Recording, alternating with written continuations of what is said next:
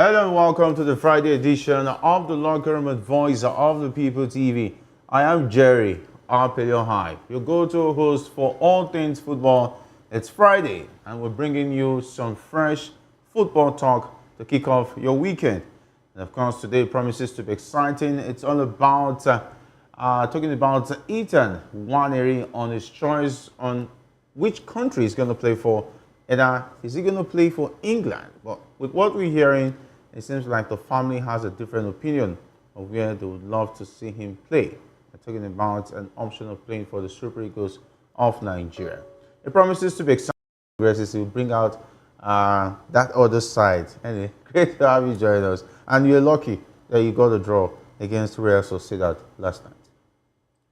Well, good evening, Jerry. And it's so good to be here. Good evening to our viewers.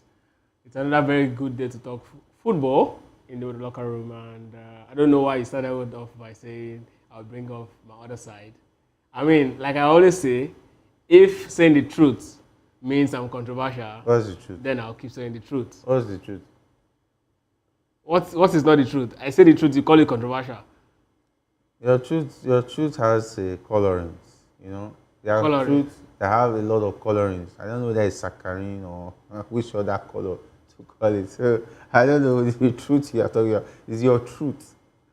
But No, controversial truth. my truth doesn't have to be a popular opinion. It's Or an the truth. unpopular opinion. No, not the truth. A popular opinion. That's what you call it. Well, There's yeah, difference between what is true what- and what is unpopular. What you choose to call it Okay. does not change what it is. All right. You toss it, you fry it, you toast it, anyhow you do it. The nomenclature you choose to give it does not change Yeah, what we the will truth become a chef of truth. Toasting and frying. is. I don't know what you're saying. Anyway, Maiwa joins us virtually, and he'll be joining us virtually, hopefully, and we're ready to share their insights and, of course, hot takes on all this potential game changer. Maiwa, we understand you're here with us. It's great to have you join us on this auspicious Friday, talking football. It's always amazing to be here. TGIF. Manchester United did not fulfill the fantasy. I was hoping they would lose, but they did not. They ended up drawing that particular game. But in any case, Chelsea showing how good they are in the Conference League. Probably they might win the Conference League. A whole lot of football to talk about. But like I always say, it's a good Friday to talk football. Thank you for having me, Jerry. All right, it's great to have you join us, Maiwa. And of course, don't forget to hit that subscribe button and turn on the notification bell so you never get to miss a bit of the locker room.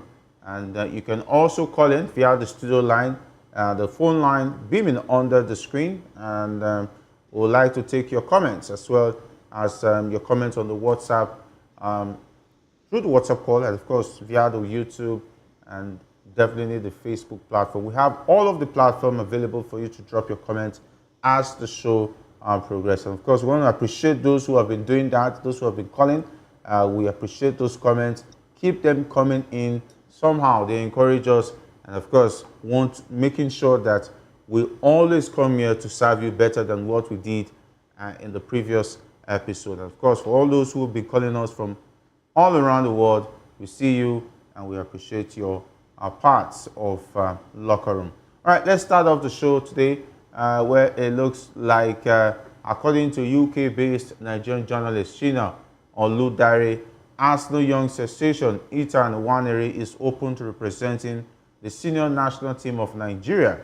Was born in England to parents of Nigerian descent, and Nwaneri is seen as the next big thing to happen to Arsenal, owing to the fact that he has stepped up this season to the demands of playing for the first team. Nwaneri, who is a full-fledged youth international for England, is still eligible for Nigeria's senior level, but many believe England hold the ace, largely to the fact that he's already in their system. Quoting a family source, Oludare said the 17-year-old, who has scored 9 goals this season, will make a decision pending on the nation that first approaches him to play for their senior team. And when asked about the move to get the talented left footer, who is the youngest player to have ever played in the English Premier League, the DG of the NSC said they will assist the Nigerian Football Federation and the coach Eric Chell in pursuing the young star. And of course, that looks like an interesting news. Meanwhile, a team source said that Chell has a meeting planned out in the summer with the representative of Nwaneri and his family members to properly detail how he intends to make a superstar with the Super Eagles. Okay, I think these are interesting news. Whether you like it or not, Nwaneri is a bright talent, and any good coach who understands coaching definitely will want to have a talent like Nwaneri. Even at a very young age, he's doing wonders for Arsenal. True, absolutely true. A lot of persons might want to say it's quite too early. I mean, considering his age, he still really needs to develop. But then this is that particular time where countries who are actually serious go to snap these boys up. I mean, Lamine Yamal is 17, and he was 17 when he went to the European Championship, and we saw what he did, and he was a star in that tournament. So Ethan has proven himself in the absence of Saka's injury that yes, he's got what it takes to actually hold his own on a very big stage. Yes, considering also the fact that we are actually lacking, a quality player on the right wing, he's going to be a very good addition. The other day we were talking about Jacob Murphy, who is also a right winger, and how he should be a good fit for Super Eagles. But of course, the age of Jacob Murphy and his unwillingness to play for the Super Eagles.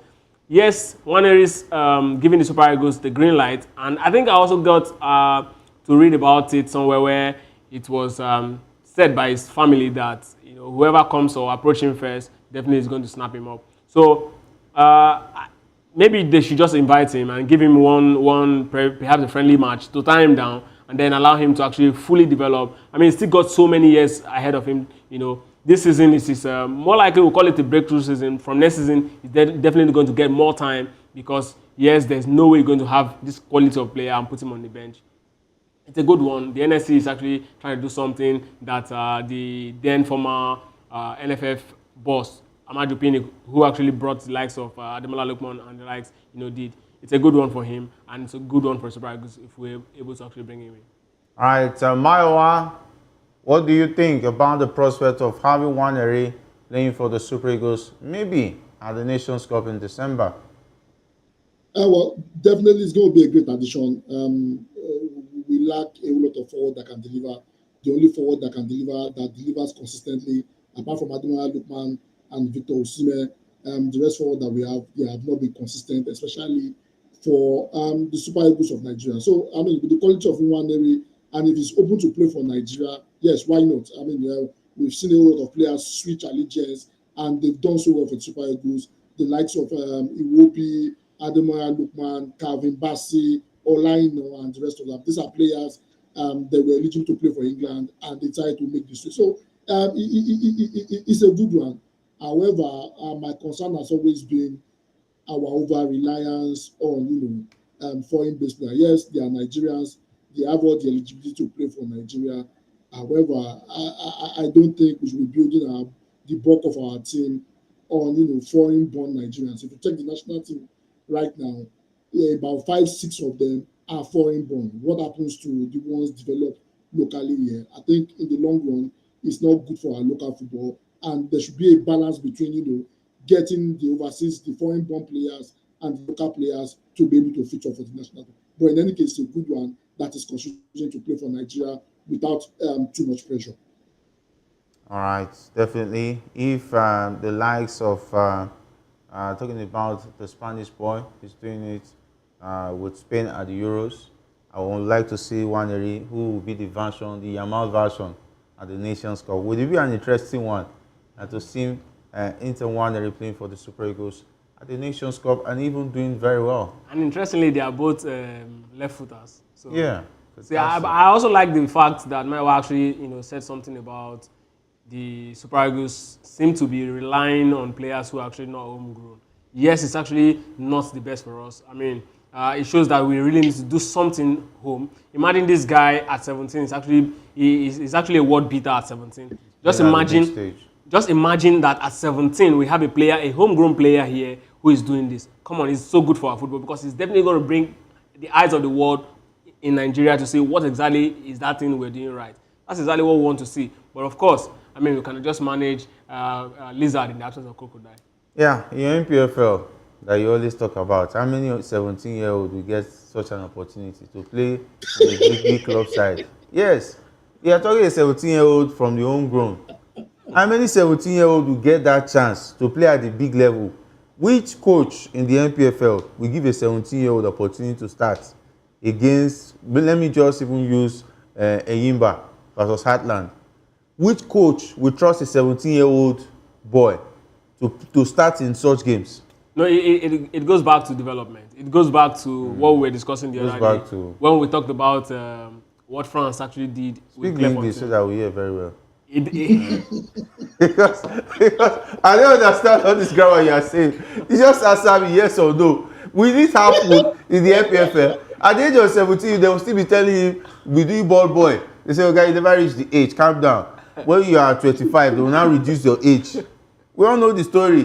They will reduce your age to 16 or 12. But are you saying it's not possible to have a natural 17-year-old are playing in the NPFL? This NPFL, you call this as us to bring players from. No, that's what we've been crying about. You are crying for what is not realistic. The development of the league is the problem. In fact, not the league now. The football development of this country is the problem.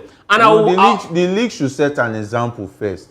If the league, how will the league set an example when a crux of the league is still very much managed by government? In England now, if the league is doing well, the feeders team will do well, the academy will do well, the League 2 will do well, the championship will follow, the League 1 will follow, and others will follow. But if the league, major league is not doing well, you don't expect the feeders team and others. Which example will they follow? No, see, Jerry. Yes, okay, go ahead. But Jerry, the thing is this: there is a need for us to put this in perspective. And I'll use a typical example. One of us played for Buhari, and he was trained under a Western for Buhari United at a very tender age. I mean, if the feeders team work and they are able to develop this talent, they can burst into the team at a very young age.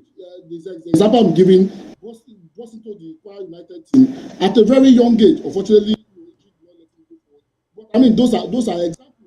There's a particular Beyond Limit Academy who is doing the same thing.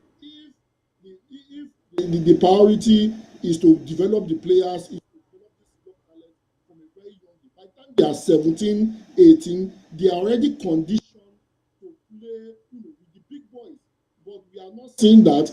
That is the reason why it is very, very difficult, to find players to do that. Example, J.J. Okocha, played at a very young age for, I think he won national before he moved to Germany. Those are typical examples, and we need to go back to that, develop these players, condition them to be able to picture with big boys.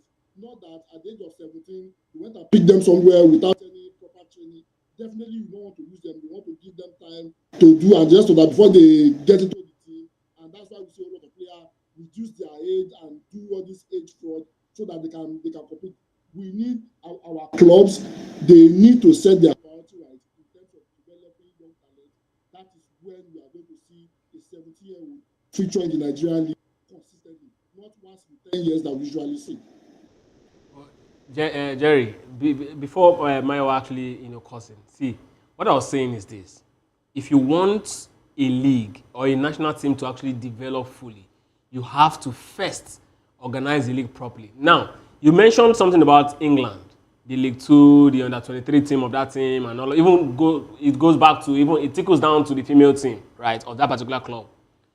This club side we are discussing here are not managed by the government. Across the bulk of Nigerian league here today, we know are managed by the government. And you cannot run a proper... See, when a businessman is doing something, it's different from when the government is handling it. At least in this part of the country, a world that we are in. So if we have a true private owners of clubs in Nigeria, we can have a conversation of development because they will be interested. They know that they're definitely going to get a huge profit because they are going to set a standard for their team. So we don't have that yet. Now, the only alternative for that is for the government to now set up a proper academy. At least let the academy be a feeders for the under-17 team. Let it be a feeder for the under-20 team. Let it be that academy will say, okay, at a certain age, these guys, they'll give them a slot to play in the league. At this level of players, they'll give them a slot to play in the NNL. This level, they'll give them to play in the NLO. Like that. Now, if you have this sort of players, these guys will develop at 16, 17, they will play the league. Do you know that each time they say the government is running the league, we forget that it's mostly the government that have the money to sponsor a league where at the end of the season, we don't know what the league champions is going to collect. And the LMC, for instance, is being voted by football stakeholders on who is going to head the LMC. And the so-called coaches, the government does not wake up and go and pick your coach. There are people who run football who are asked to manage. Because the government cannot tell you set up academy. If you go and tell them this is what I want to do, they will support you with the money they have. Because how many, you as a private individual, you believe the government will support them? Yeah, the government has been supported. If not football, see, if it were to be the way we are saying it, that the government is killing football, or they are interfering. See, okay, yes, they are interfering. Fine. If it's that bad, a lot of clubs will not be existing today. We don't even know whether there is any football league. It's not true. Jerry, let's go back. You agree with me? Jerry, let's go back to if the government today, the Nigerian league. Wait, if the government today hands off the league, how many billionaires want to buy these club sites? See, that's the funny thing. They will not jump into it immediately.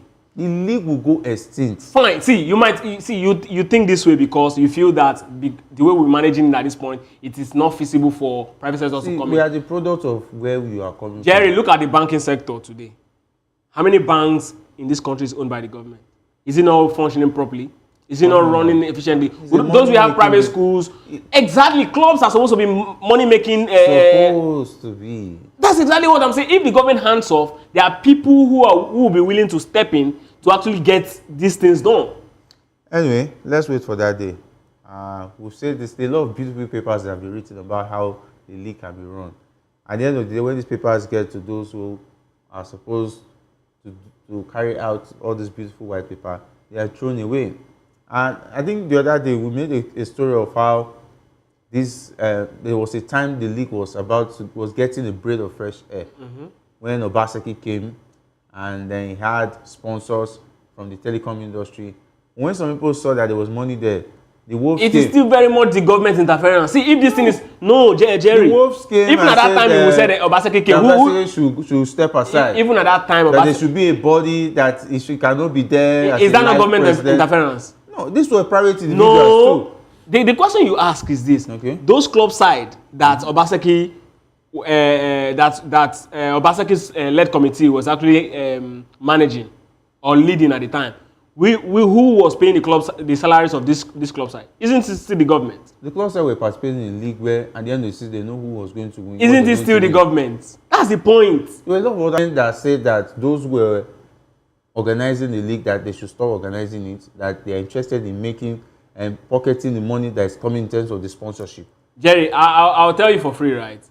A government that really understands football and wants football to truly develop will naturally hands off by itself and call out. You see, who is the government?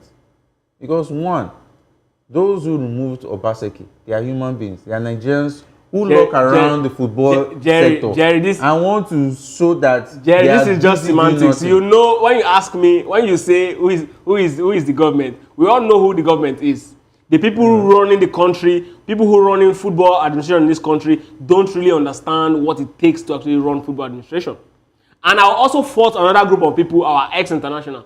If you look at the French national team today, even in England and some of these top countries in Europe, many of their ex-international are very much inside football running. They are a part and parcel of everything that is going on, and that's why they're getting the right result, because they've played it before. They understand the emotions. They understand how players feel. They know what players' welfare is all about. But when you have a system where people who run these things could maybe the best the person did close to football is perhaps a cameraman, or maybe a water engineer, or an architect. running football in your country. All of these things will not get you the required result that you get. See, if the government hands down today, it might take 5 years, it might take less, but I tell you, people who really want to invest in football will step in. And the only thing the government will now provide is simple security. Simple. And they will know how they'll mitigate that and discuss with the government on how they want it to be. Even if it's just 10 teams that will be playing the league that time, we'll have those 10 and we'll have a standard league. In Bundesliga, they have 18 teams playing it. Must it be 20? If we don't have 20 clubs that are ready to do it, why are we cutting our heads to play a league that consists of 20 teams? All right, that will be a story for another day. Let's go back to more conversation where the head coach of the senior national team of Morocco, Walid Regragui, has started plans in earnest for the upcoming African Cup of Nations, which they will be hosting in December. And the coach, whose team were placed in Group A after the draw alongside Comoros, Mali and Zambia, the coach of the Moroccan side, talking about Walid, is already looking at the best ways to have his team prepared for the task of lifting the trophy as host. And per multiple reports in Morocco, he has told the FA to set the wheels in motion for a friendly game with Africa's top sides in Ivory Coast and the Super Eagles of Nigeria. He is of the opinion that the two teams who were the finalists at the last AFCON will prove to be worthy opponents against his team before the tournament to properly test their readiness. Talks with Nigeria isn't expected to be complicated as both teams have a good relationship, which led to the scheduling of a friendly game between the under-20 teams, but it was cancelled when they were both in the same group after the draw for the under-20 AFCON was made. Maiwa playing the Moroccans definitely will also be a good advantage in terms of preparing for the Nations Cup as well for the Super Eagles. Definitely, it's going to be a very good advantage. It's going to be a very good one for us. We know the quality of the Moroccan side. This is the only African country that has gotten to the semi-final of the World Cup. They were one match away from getting to the finals, and they have a lot of quality. Yes, they didn't do well in the last Nations Cup. However, that does not take away, their quality. So we've been talking about, getting friendly matches for us to be able to test run some of these new players that we are inviting. And a team with a team like that has the quality of Morocco will be a good, test for our Super Eagles. Since we don't have the luxury of getting the bigger boys. Remember the last time we wanted to play Argentina, somebody in the NFF decided not to do the paperwork, and that's how that fell flat. So, it's a good one that, the Moroccans and the coach, they're interested in playing Nigeria. Let's see how Nigerians file out. And this will be an opportunity for the new players being invited to be able to prove themselves if they are wearing the Super Eagles jersey. So I'm looking forward to that friendly. I hope, the usual mess up team in the NFF will not mess this up as they usually do. All right. Playing Morocco. Morocco is actually, I think they're the best team in Africa according to latest FIFA ranking. So yes, we can tell that they've got what it takes to actually give us a proper shape up. They say iron, they say sharpened iron, and if the coach Walid is actually looking the way of Super Eagles, it's because he understands that in Africa today, Nigeria has got the biggest set of names. We've got the quality back-to-back African Football of the Year. That is huge. The last time we saw that in Africa, it was actually still Nigeria, Ikpeba, and Nwaneri Kanu. So yes, this sort of things we see, and you look at the Super Eagles and you ask the question, what is wrong with us? People from outside know and understand and see our quality. Yes, the two finalists, Nigeria and Cote d'Ivoire, is another team that he's looking at because he wants their team to be properly shaped for that particular championship. Now the big question is, who are we looking at outside Morocco if we end up playing against Morocco? Who are we looking at to actually really test the boys, to actually really push us to that height where we go to that championship and see ourselves as a proper, contender, not pretender? All right, I think they're all busy trying to qualify for the World Cup first. Then we can talk about the Nations Cup after. Let's talk about the Europa League action that went down last night. Real Sociedad's Mikel Oyarzabal coolly netted a penalty to hold the Manchester United to a 1-1 draw in a Europa League last 16 first leg clash on Thursday. And the Red Devils are enduring a woeful season, and winning the competition offers their only realistic chance of playing talking about in the Champions League. I think it will be unfair to all that teams who have done so much if a team that is almost battling relegation will not play in the Champions League the following season, all because they won the Europa League. But with what we've seen so far, AZ Alkmaar beating Tottenham Hotspur. I remember talking about the bookies last night. They were all lamenting, blasting Postecoglou. But it is what it is. It's an away game. They still have all to fight for at the White Hart Lane. And Lyon defeating Fenerbahce by 3-1. I did see that coming. The FCSB, I beg your pardon. That was FCSB. Okay, and of course, Fenerbahce lost 3-1 to Rangers. Sir Desas was awesome on the night. He scored a goal and an assist, making it very interesting for Eric Chell to pick him ahead of the names we were mentioning yesterday, Boniface and Co. And of course, Manchester United won, Real Sociedad won. Ajax losing at home to Frankfurt by 2-1. And it's Bondo Glimt 3, Olympiacos 0, Roma 2, Atletico Bilbao 1. And talking about Athletic Club, they are the hosts of, I think they're the host of the final. And it will be an interesting one to see them or not see them the way they are going. And there's Victoria Pleasant losing at home to Lazio by 2-1. A lot of away wins in Europe this week. I don't know. It looks very interesting, but I don't know. Manchester United decided not to join those who win away from home. And even Old Trafford is not it's not a fortress anymore. It's winner takes all as far as the away teams is concerned. And I'm even worried already for Manchester United. You are not worried. You are just happy. I mean, this is just. I'm worried for them. I'm worried that you are not worried anything. This is just hotel worry. You're worried. You are not worried for them. I'm worried for. You are not worried. But the truth is, relegate and suffer too much. Relegate. Eventually. No, of course you're not serious with the relegation. But then this Europa League results. I mean, for Tottenham Hotspur, that's where I'm going to start from.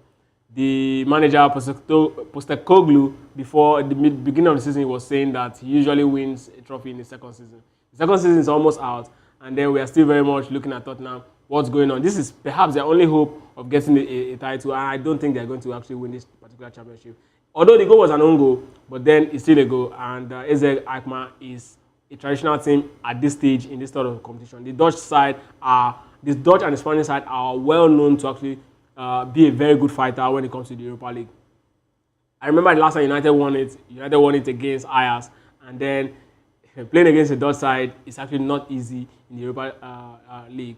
Fenerbahce and Rangers, Serdar actually proved, to the world and Nigerians why he earned the call-up. I mean, for a long time we've been talking about this guy. Why isn't he getting the shouts or the respect that he deserves? He's doing it week in, week out when he comes on board for his club. And last night was another night. Jose Mourinho even had to hail him because the guy was a menace to that Fenerbahce defense. Manchester United, well, the struggle continues. Ruben Amorim, we don't know what. We just have to cross our fingers and hope that United is going to get it right next season. But for this season, this Europa League is still very much on. Playing against a Real Sociedad side as a traditional team, it's also very difficult, but I see United scaling through. But the biggest problem United will be having is the fact that Amad Diallo has been out and United seems to be struggling in the final third. And another result that really got me, caught my eye, last night was the Ajax game. The Ajax game was a very, very interesting game. Ajax and Frankfurt, these are two teams that have actually proven themselves to be heavyweights in Europe. Of course, you look at them now and you say they might not really have those quality then, but Frankfurt going away to Netherlands to get that result right was a very, very huge task. And I don't think any of that result, okay, apart from the Bolo Glimt getting 3-0 over Olympiacos, I think that's another very shocking result. But the rest of the results, I don't think I have any thing to really talk about because I know it's an expected result for these guys to actually get the result right. Roma and Lazio.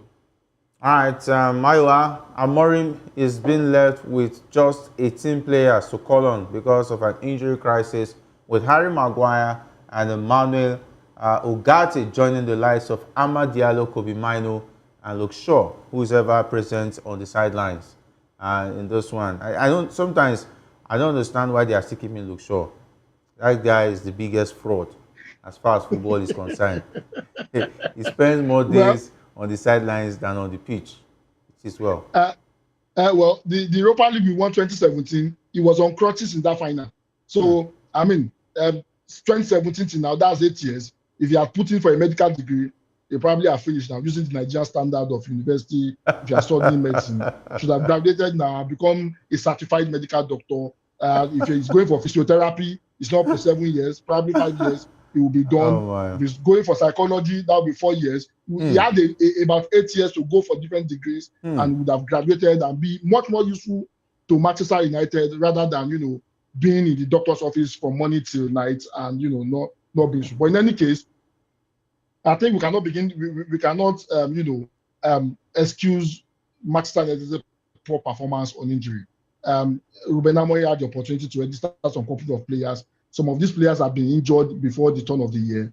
He had an opportunity to update the list in January. He did not do that. So if he has 18 players to battle with at the moment, that will be his fault. As far as I'm concerned, there is no reason for us to be battling for Europe. We should be focusing on how to survive relegation in the EPL. I'm built for next season. European competition next season will be a big distraction for Manchester United. As for me, the game was neither here nor there for me. I wasn't really expecting much. We had a draw. I don't expect us to go past a Real Sociedad. I think they have enough quality to be able to dispatch us. However, Sexy played very well in that particular game, and it shows that Højlund is a waste of 70 million pounds. I think he should be sitting down on the bench. For the Jose Mourinho game, if not for VAR and Siri Desel not timing his run very well, he would have gone away in that particular game with a hat trick. I was watching that particular game and I was really, really impressed. As in, I think a Siri Desel should be featuring for Nigeria ahead a Paul Onachu or a Victor Boniface. He proved that yesterday. He was a thorn in the flesh of Bright Osai Samuel and the rest of the Mourinho team. He didn't give them any breathing space, and we see the result. The big question is this: will Mourinho be able to turn it around? Mourinho has been very good at home with Fenerbahce, but yesterday was not his day, and Rangers proved to be too much for him. I'm looking forward to the second leg to see how Mourinho will navigate that particular game. For the Ajax Eintracht Frankfurt, this is not the first time Eintracht Frankfurt is proving everybody wrong. Remember, they had a fantastic run. I think is it in the Europa League? Is it in the same Europa League or the conference? I can't remember. They won one of those titles in the last 2 years, and it shows that they continue to build on that particular performance. Ajax has been very fantastic in their league. They've been dispatching teams with reckless abandon. However, Eintracht was too much for them, and they are beginning to build a resume in Europe that is putting a lot of people. That is putting a lot of people. They are becoming very valid on a lot of people's radar because of what they are doing. They've been very fantastic in the competition and going away to Holland to defeat an Ajax that's very fantastic at home.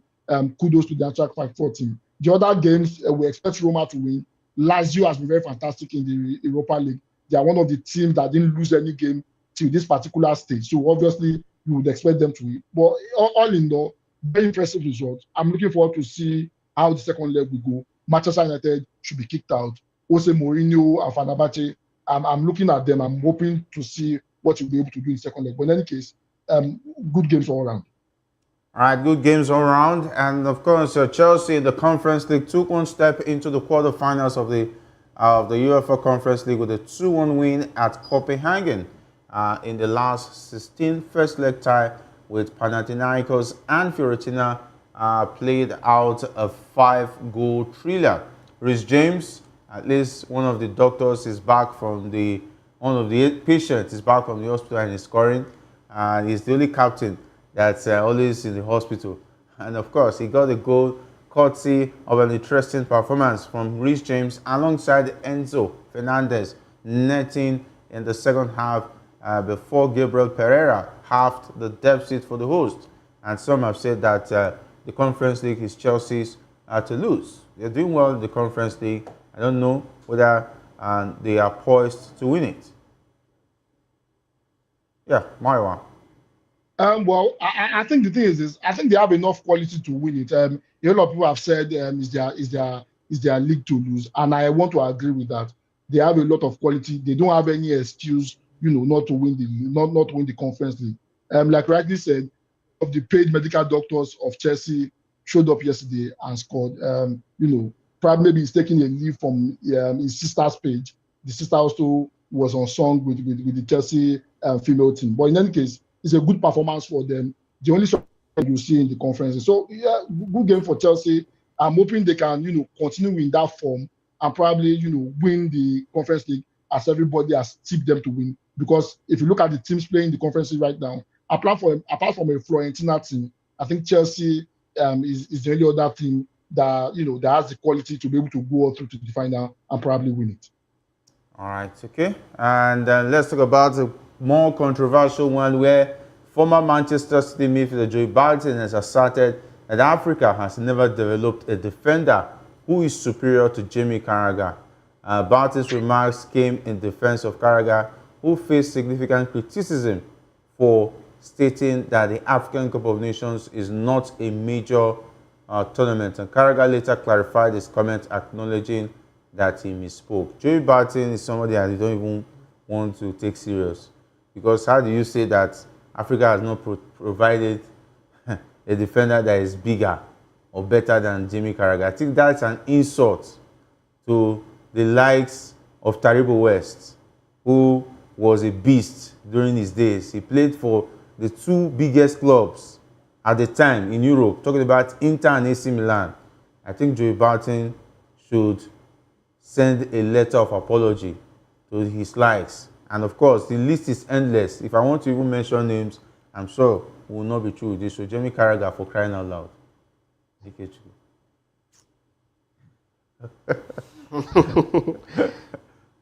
Well, what do you expect from a player or a person rather, who missed his career as a boxer for football?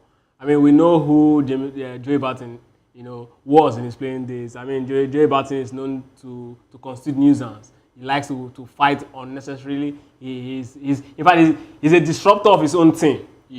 I don't know how. Maybe the punches and the fights he's gotten into has at some point actually affected the way he's actually thinking. Because for you to come out and make such statement, blanket statement about African stars. See, I don't even want to talk about Taribo West. I don't want to talk about Taribo West because I want to talk about players. In fact, I'll mention just one, in fact, two in England, African descent, defenders. Piqué Toure for Arsenal. Kolo Toure for Arsenal. Kolo Toure, Rigobert Song, Lucas Radebe. Lucas Radebe. These guys are... Samuel Kufo. Osei Kufo. See, of Bayern Munich. We can go on and you know that Africa has produced arguably the best centre-backs even in their own generation. As at the peak of power of players like Osei Kufo, he was the best centre-back in Europe, arguably, at that point, for Bayern Munich. Yes, I agree with you. In a time when African players are not even known to actually reach that level, Lucas Radebe was the captain of Leeds United team that got to the semi-finals of UEFA Champions League. They got knocked out by Real Madrid. Taribo West, you've mentioned, back-to-back, two of the biggest clubs in Italy and arguably the biggest in Europe at the time. And then Kolo Toure. Is he even better than Joseph Yobo? Why Joseph Yobo was in Everton? Joseph Yobo was awesome. So I wonder how... See, this is for me, this is not even... I'm not even going to talk about Carragher because he's someone who I know is actually a decent player, even though at that point he was playing for a mid-Liverpool team. But for Joey Barton, who himself, in the position he's playing, Joey Barton would not have even made any top African team at the time when he was actually hot as a player in the peak of his power. Looking at the top African teams, he will not make a jersey in the midfield. So why will he come and disrespect Africa that much? That Africa has not even... If you say, okay, this generation, we don't have African centre-back that is at the level of Jimmy. Hakimi, a player like Hakimi is way above his level. But then you talk about this thing and Africa ever, oh my God. These are the sort of people that will tell their kids that Africans live on top of a tree. Very sad. Very sad. Maiwa, I don't know how you want to react. To somebody that drank himself off football. We know him to fight and drink. and that's what he's been remembered for. He fights and he drinks. That's it. So him making this kind of statement, I'm not surprised. He wants to trend. He's chasing clout, like the Gen Zs will call it. He's chasing clout, and that's what he's doing. I mean, if he's talking about there's no African players, defenders, blah blah blah, the invisible team of Arsenal, there's a particular Cameroonian in that particular team. I think his name is Lauren Tameya or something like that. Yes, Lauren. Lauren. He was playing in that particular team. I think he played from the right Right back. back, yes, right back. For that particular team, and he has a golden EPL cup to show for it. So Joe Barton does not know what he's saying. There's no point asking for apology from him. Probably, if you want to get an apology from him, you probably go and meet him in a bar to get it. Probably know him to drink and fight. So to be honest. All right, it is what it is. Okay, we're already having comments on our YouTube platform. There is this one for there is a Nigerian youngster that plays like Nwaneri. His name is Emmanuel Uchegbu. In the Europa League, it's you that will decide. Though it's Manchester United that will decide. It's not me. If they want to stay in the Europa League, carry on. But if they don't want to stay in, okay, it is what it is. Okay, he says, thank you, Maiwa, for saying that. I don't know what he said, Maiwa said. Maybe you supported that they should be out of the Europa League. Okay, he's supporting they should be out of the Europa League. And Odupayo Omobolaji said, for the first time, I agree with Mr. Maiwa about his takes. Dessers was really unplayable yesterday. I'm looking at Coach Chell with side eye to see if he will drop. And okay, keep looking at him with the side eye. Hopefully, he will listen to you. Okay, let's talk about this one this weekend. Arsenal aims to secure a record-setting 5th consecutive Premier League victory against Manchester United this weekend at Old Trafford. Following a dominant 7-1 win over PSV in the UEFA Champions League, Arsenal will focus on league play, currently sitting 13 points behind leaders Liverpool. They have won their last 4 matches against United, and a victory would make them the first team to defeat Manchester United 5 times in history. Some have said that hope they've not scored all their goals against PSV. I hope they'll have goals to score against Manchester United this weekend. Well, I mean, these are 2 sides that have really been struggling, with injury in the last couple of months. So, but then United's case is worse, and Arsenal still have a more stable team and are in a better shape. So I think Arsenal might just get that one. Sadly, Arsenal might just actually get that record as well. And I mean, there's no.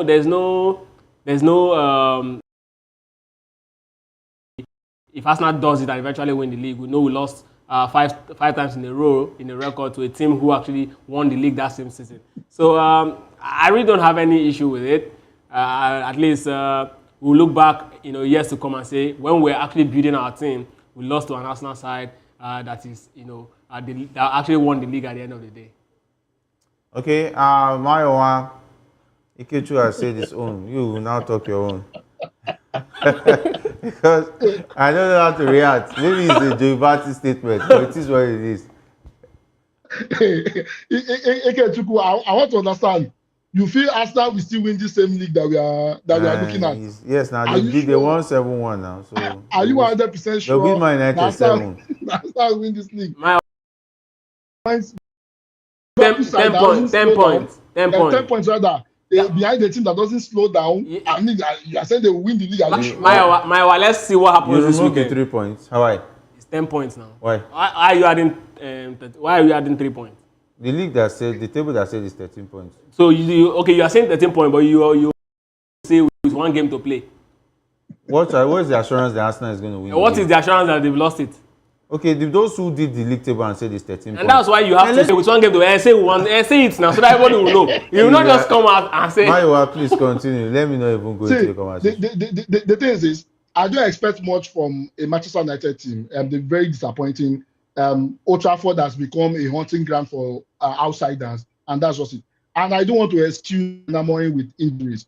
Bournemouth has 10 players out, and they are doing so well than Manchester United. Injury should never be an excuse for a team playing poorly. Manchester United is playing poorly at the moment. Just enough quality to be able to dispatch Manchester United, and I think Arsenal will probably win that particular game. setting new records of beating Manchester United 5 times in a row. So for me, the best result for Manchester United in that particular game will probably be a draw. And the worst result for Arsenal is to draw that game against Manchester United, because it will look like they lost 2 points rather than gain 1 point, to be honest with you. All right, let's see how that pans out. There will also be other games to look forward to. Nottingham Forest will play host to talking about this weekend. Nottingham Forest and Manchester City. Who looks like is going to take this one?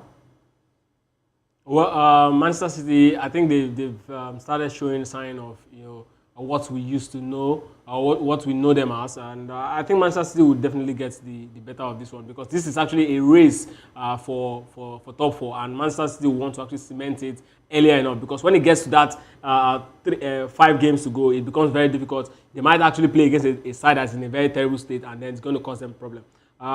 Nottingham Forest also doing very well. I don't really think at this point there's much for Nottingham Forest to actually do. All they need to do is to just put their heads right and continue getting a good result. They've made the top 4 already, as far as I'm concerned. If they can actually just keep getting a good result after this particular game. But I see Manchester City getting the best out of Nottingham Forest in this particular game. This is where they want to show that, yes, we're actually still very much a top team. Some things might have happened. I see Manchester City winning this particular game. All right, so those are the games this weekend. Maiwa, before we go, just in 30 seconds. And the game between Man City and Nottingham Forest, I don't think Man City is back. Their performance against Real Madrid is an indication of how poor they have been.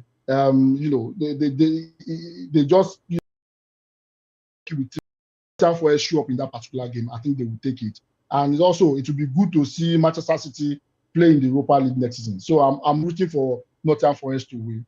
Okay, my wife just gave me a high now. I'm hoping Man City will win that particular game.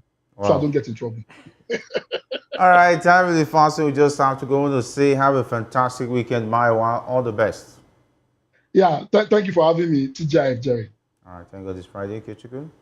Well, we're looking forward to get an exciting result this weekend, and then see that particular point cut down to less than 10 at the end of the day, and we'll begin to count down to what will happen at the end of the season. Anyway, they said in Nigeria, they said nobody who call police first, and they win case. It's all good. I wish you all the best. You said this against PSG. What happened? To shift post to where you will get to your. I hope it will not be River Niger at the end of the day for you. Anyway, big thanks to the guys behind the scene, talking about the likes of Ikechukwu, as well as talking about Sam and definitely Paul and Silva. My name is Jerry Apello Hassan. Thanks for being a part of the show. To meet again, stay safe, and if not, to at all.